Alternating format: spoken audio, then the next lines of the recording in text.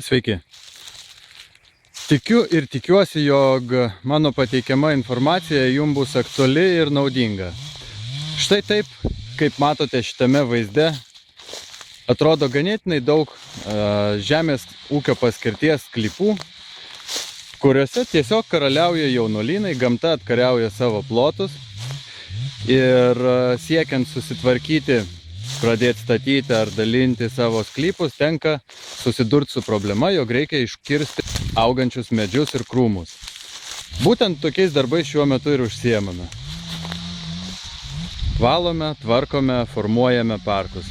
Štai iš tokio vaizdo, kurį matote dabar, iš va šičia, mes padarome būtent tokį gražų, tvarkingą parką. Kodėl sakau, jog tai yra aktuali informacija? Sekundėlę lukterkite ir sužinosite.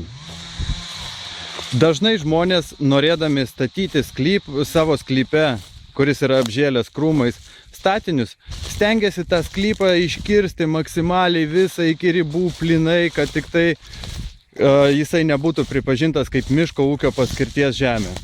Ne visais atvejais tai yra prasminga. Tikrai ne visais.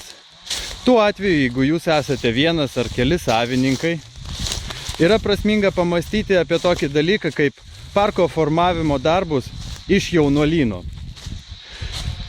Dalyje sklypo suformuojame parką ir paliekame jį augti ir klestėti kaip gražų būsimą miškelį, kuris tikrai, sutikime, toks vaizdas padidins jūsų sodybos kainą, teisingai, nes iš tiesų žavu gyventi miške.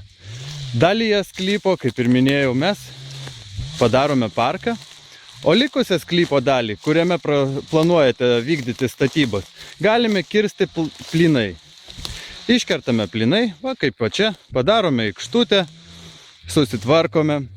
Kodėl tai yra aktualu ir kodėl tai yra naudinga? Pirmas dalykas, darydami matavimus arba detalų planą, jūs visada galite suformuoti du atskirus sklypus.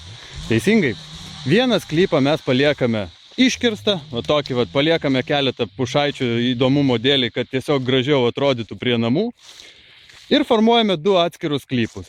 Suformuojame atskirą sklypą namo statybai ir suformuojame dar vieną sklypą, kuriame klesti miškas. Koks skirtumas, kad tai yra du sklypai? Jie tarpusavėje susijungia.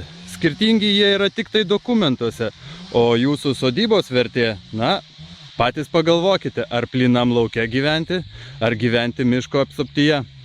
Taip kad prieš pradėdami darbus, pamastykite, ar norėtumėte tiesiog visiškai viską iškirsti ir gyventi plynėje, ar geriau bendradarbiauti su profesionalais. www.atd.lt